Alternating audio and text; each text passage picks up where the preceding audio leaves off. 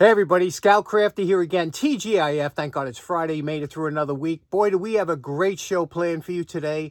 I have no idea what we're going to be talking about because we're going to be doing an unboxing from a good friend of the show by the name of Robert Cedergren.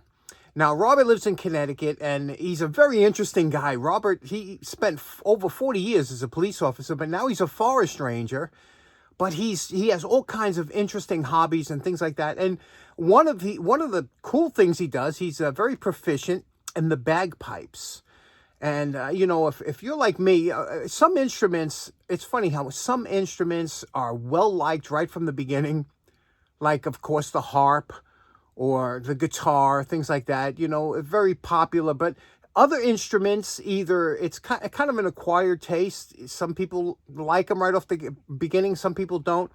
Bagpipes is one of them. I absolutely love the bagpipes. You know, most Marines do, because for some reason, every time you go to a function, there's always a Marine Corps playing the Marine Corps hymn on the bagpipes. And so we always love them. But other instruments like the accordion, or one instrument I got to tell you that I haven't yet embraced is the harpsichord. You know, I don't know why. It just kind of irks. But you know how that is with certain instruments, with certain people. So, but the bagpipes, and he's really good at that and interesting. But I'm really looking forward to see what he sent over. And let's get started with that right away. Okay, so here is the box. Now, the reason I didn't open it is because you could see here, there was a little bit of a spill, something liquid in there. Look, it could come 10,000 miles to my neighborhood, get to my post office, and my post office will destroy whatever it is between the half a mile they go from there to me. I have these guys, they're bent on destroying anything that gets into my post office. Anyway, so there's some leaks. I have a bird food bag. These are great to put down if you have anything. And I'm going to glove up and we'll take it out and see what's inside. I'm really excited about this. Okay, we got some fantastic stuff here and a bunch of things I have no idea what they are. And I figured instead of me trying to contact Robert and say, Rob, what is this? Or I figured let's have some fun and see if we could figure it out amongst everybody in the comments, because you guys are pretty good at figuring out stuff. So, for example, let's start with this piece here. This thing says Robert Fulton Company, and it says part number GBLS. I could not find what that is for. It is a wooden rod with two wires coming in here, or cable, and one is kind of sharpened and one is dull. Okay, one is sharpened, one is dull. What the heck is this? I hope it's not obvious and I'm making a fool of myself. I have no idea what this is. So let me know in the comments, what is this? Now, the next thing, I thought I knew exactly what it was. I said, oh, look at this. This is made by Eagle Electric, and you can see here it's written on the blade of the plug, Eagle. Okay, on both blades says Eagle. And I said, this is, I think, a flasher. You know, when you plug this in and then you plug something in and it intermittently flashes or whatever. And I said, wait a minute.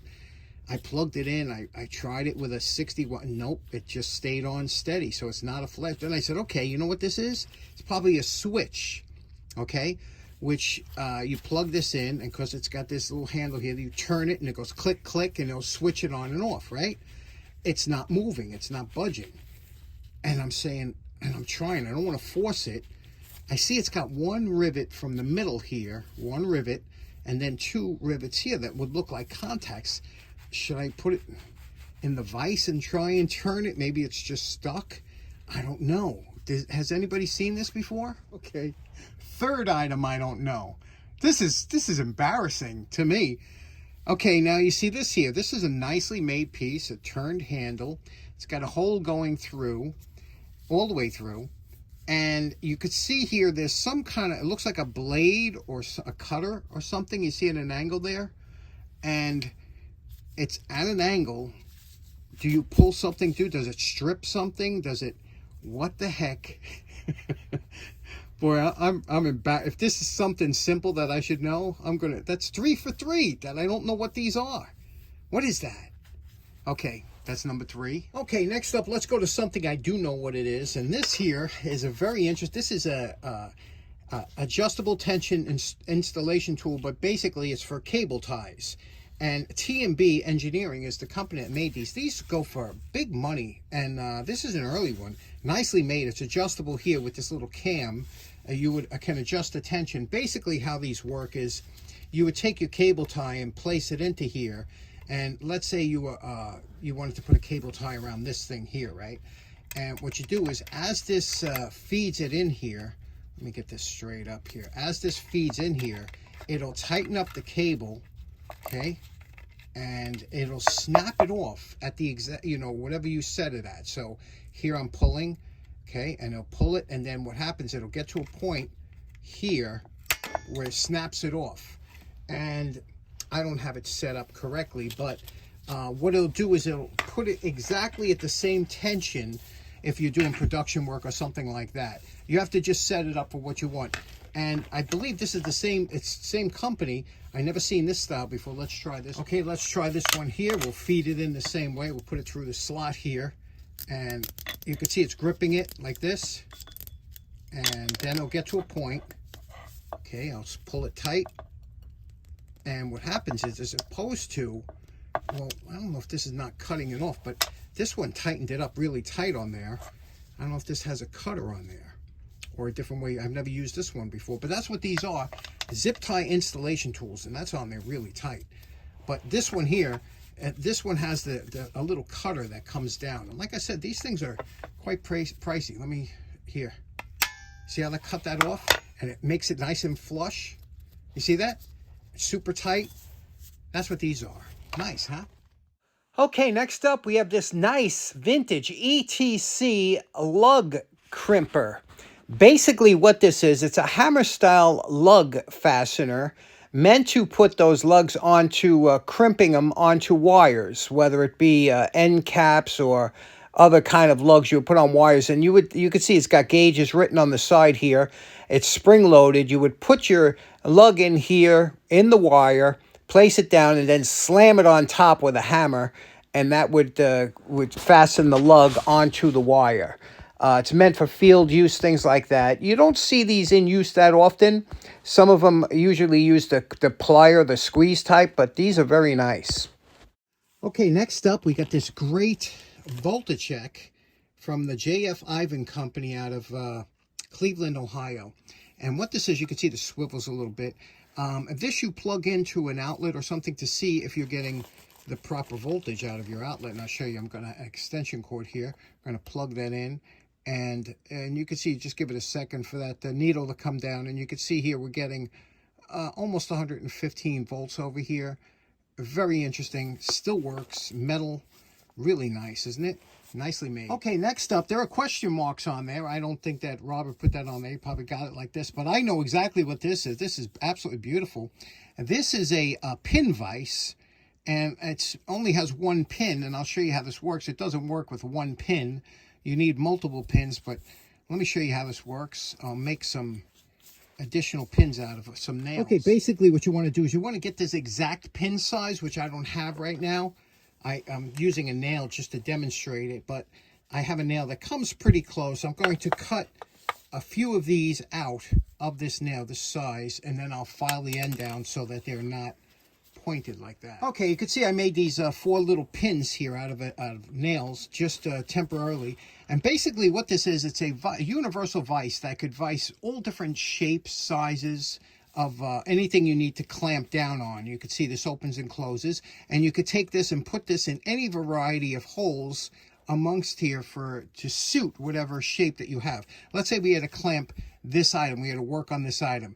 So we put the pins in approximate areas there, and then we would screw this tight, and you can see what happens. Those 4 pins will grip whatever shape you have, and you can make it nice and tight. And there we go. You know, you could work on it, you could grind it, do whatever you had to. Or you can put additional pins in for something else. But that's what that's for. Isn't that great? Next up, Rob sent over 2 great padlocks, brass padlocks. Look at these. And these are warded locks, which means they have little levers that, unlike a pin tumbler lock, they have levers that usually uses like a flat key, like this is a warded type key, and we'll go in here and turn around and just knock the correct levers. This one has 3 levers, and that would get them to spin, but none of these keys fit these, and they are some really interesting keys here. They got clock keys. These are keys for winding clocks and whatnot. That square drive you could see on the bottom. And you also have regular house keys, and you know, some of these keys were absolutely beautiful the way they were imprinted. Look at that. Look at the printing. Look at the engraving on those keys. Look at that, Sergeant. They didn't take nothing for granted back then with these keys. They were really done nicely. And then you have these regular keys here. Believe it or not, some of these keys will probably fit my house, because I still have these locks on my door from 1910 when the house was built. So some of these can be easily cut to work in your regular doors like that. Some more. These are interesting. These a lot of times were for drawers that you would see in a desk drawer, things like that. And very intricate, but interesting, right? Next up, we have the ambiguous perfect handle screwdriver, which usually are never far from perfect, right? They always had a problem with either getting loose, or this one here is a little chipped up, but the handles can be replaced. It's definitely not as easy as it looks, but we will tackle it. And this one has a little bend to it, which was very common because the steel back then on these screwdrivers were quite soft. That was long before they had the hardening process they have now, even though they were thick. And you can see this one was used as a pry bar more than once. Okay, he sent over a couple lubricants here, and this one here, it says Joe's Red Army Rifle Lube. This was mixed up probably by somebody he worked with when he was in the police department, and it is a lubricant that's probably custom made to work on rifles. We have to try this out here. He had everything double bagged, so that's why when I saw it leaking through the box, I was surprised it did. I think it came from this one here, but this one here I took out of the bags. This is, look at this, Mr. Slick. Okay, it's aluminum with easy slider. It's meant to use on all these, and look how nice what a job they did on labeling. It sold itself, and it had a little brush in there, a little applicator brush. I love things that had applicator brushes, like rubber cement and things like that. So there we go, Mr. Slick. And then of course this. Now this is what I think might have leaked. Let's take it out and clean this up, because you know what this is. Okay, this is one of my favorite items. Very hard to come by these days. And this is Clover, lapping and grinding compound. Basically what it is, it's like a lubricant with like a sand or a grit in there. And it has, this is grade 1A. They have different grades for different kinds. So, and basically what it does, if you wipe this, if you wipe it onto something, it acts as almost like a sandpaper. And it's meant for grinding in valves and things like that, for engine parts or all kinds of things you could use it for. Let's get a tub of towels on this thing and see if we can't just get this cleaned up. This has an unusual smell to it, a very old-timey smell, like an old machine shop. Okay, there we go. I don't see it leaking out anywhere, so I think this would be safe to put in a drawer, but I will put it in a plastic bag before you put it in the drawer. Next up, look at the awesome miscellaneous things here. This looks like a salesman's sample of an old pulley that they would have, you know, with the wooden. Isn't that interesting? And then some rulers. Remember these? These were common years ago. They were giveaway, but this one here is a folding yardstick. You see this? This opens up to a yard, and it's 3 1-foot rulers. Love these things. Next up, we have some great blue pencils, and they're Wallace Competent 1580. They were 01, which was blue. 02 was red. Very interesting, right? And fuses. What kind of maniac still has these fuses in their house? I do. And these are 15 amp. These are perfect, and they're slow blow type, which means they have kind of a coil in there that if they won't pop right away, they'll give you a slow blow, but still behave correctly. The faucets that I still have in my faucet washers, I still have in my house. This is great. Look at this. This is something interesting. Nice master lock NOS. This here. Wood graining comb sets. This is something you probably will never see, and it was back in the day. This wasn't cheap at $21.99. $21.99. That's a lot of money, right? But let me show you what this is. These, if you were doing, a lot of times they would have faux wood. You know, people that couldn't afford expensive wood in the house or wood grain, you would use a combination of varnish, and there's special dyes that you would use. You would paint it over and then run these over, and it would give you the effect of wood grain. Faux wood grain was really big back in the 40s, 50s, and when people couldn't afford the nice woods. And this has the whole set of, they call them combs, but that's what they were used for wood graining. And I've done it before, and it's not easy, but when you see it done nice, it's just beautiful. But you need these, and they're expensive. Next, look at this. They used to give these out at lumber yards, things like that. And if you wanted to see that little wheel on here, and you see it switches here, and it tells you how many board feet you get out of a 1x10, a 1x12, 2x4. It tells you over here how many board feet you get out of longer pieces. And the same wheel on this side shows you with concrete how many bags of concrete you need to pour so much, and how much water, and how much stone you should add, and things like that. Boy, when they used to give stuff out like this, right? How nice is that? Next up, we have a beautiful military flashlight that's still issued today. And this is the right angle flashlight issued since Vietnam, made by Fulton and made in the USA. Interesting facts about this flashlight. First of all, you could see it still works, but I don't know if a lot of people realize in the cap here, there's if you take the cap off, we have spare bulbs underneath here. There's usually a spare bulb tucked in there, and you can see it says spare bulb. You take this spring and it'll get you to the spare bulb. But even more interesting, if you open up this here, there's colored lenses, okay? Red, blue, and how you put these on, if you wanted to, you're doing night operations, is you would take this, put this here like this, and through your little lens holder here, screw this back on top, and now you have a red flashlight. And this would be used for preserving your night vision and things like that at night. And if you put the blue lens in, that would help for tracking actually blood trails, and it also is for signaling, and also helps you read certain things on a map. But you can see that's the blue one here. So there you go. Isn't that cool? They still issue these today. Still made today. More interesting stuff. Cable lube. You see, this is an unused cable lube, and let me show you how this works here. Let me take the top off. You see it's filled with a lubricant in there, like a grease. And basically what you would do is you would pop off your cable from the speedometers when they used to have cables. You would cut a little slit in here and squeeze this into the cable, and that would lubricate your cable. Isn't that cool? Cable lube. Lubricate speedometer cables. New old stock. These, a lot of you have never seen these before. These were meant to dip into the cells of batteries when they were serviceable. They had little caps that you would fill up fluid in there.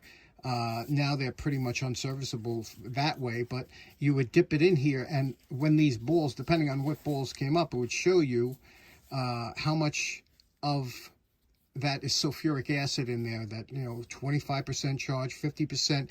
So the more balls that would climb to the top, the better you were. Next up, we got this great Dunlop electric drill, 1/4-inch electric drill, and it says 1.6 amps, 1500 RPM. And look at the small shape of this, huh? Isn't that cool? What do you think? You think it works? Let's try the switch. Okay, switch seems like it works. Let's plug it in. I got my protective gloves on. Okay, let's plug it in and see what happens. Okay, we're plugged in. I'm just going to squeeze it this way first. Okay, it works. Boy, you see we got a little sparky going on. A little sparky.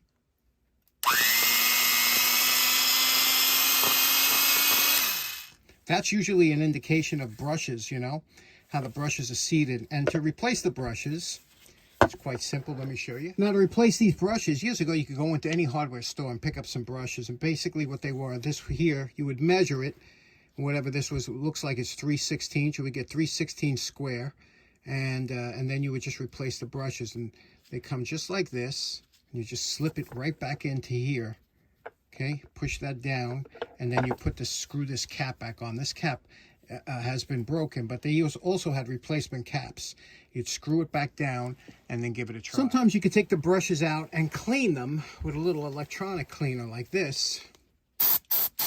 And you see what happens there? You'll get some of that carbon off of there, and you can clean it and put them back, and sometimes you'll get better performance. But that's what the brush looks like on the bottom. And you can also clean the inside using a Q-tip with the same electronic cleaner to spray in there and clean up that armature. Okay, we cleaned the brushes. I did get a little piece of dirt or something out of that, out of one side. Let's see if it made any difference here.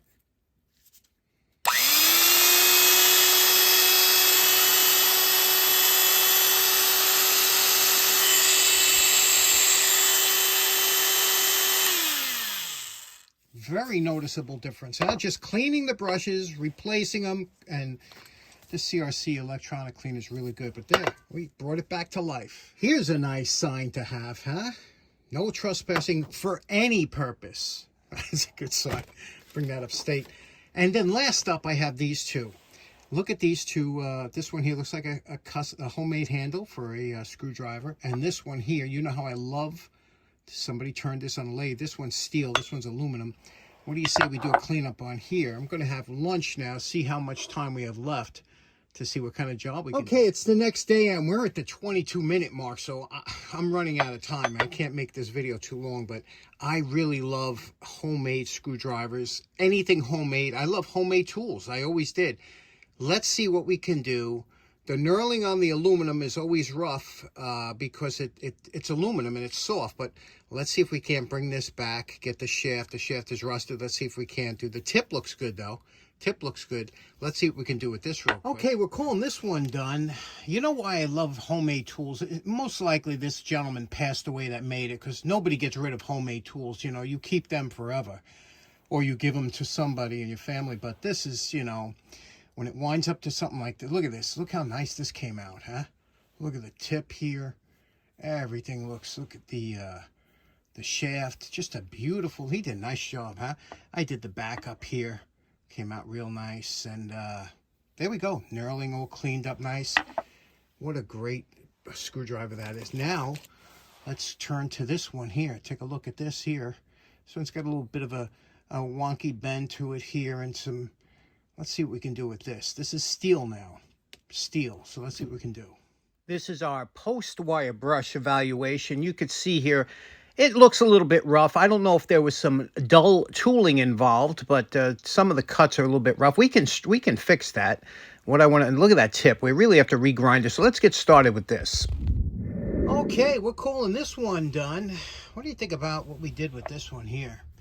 Again, just true to his design, kept everything the same, except just cleaned it up a little bit, took some of these edges down that he had, polished up here, did the shaft over, did the tip, reground the tip. It's a much nicer tip now. And the back, you can see what we did with the back here. Back looks real nice, right? It's just a lovely, great user screwdriver. You know, this is probably, this and these two items here, probably my favorite of everything that Rob sent over, because I love homemade tools. The thought of somebody made these, somebody took the time, and instead of being discarded, we were able to keep them and bring them back. What do you think about these? Okay, so in closing, ran a little bit long today, but special thanks to Rob. What fantastic send-ins they were. If any of you know what those three items in the beginning are, these three items here, please let us know in the comments, because it is bugging me. I tried looking, especially that Eagle plug. I tried looking that thing up. I cannot find out what that is. Anyway, thanks so much for tuning in. Again, Rob, thanks again. We will see you again on Monday. Have a great weekend. Take care now. Bye-bye.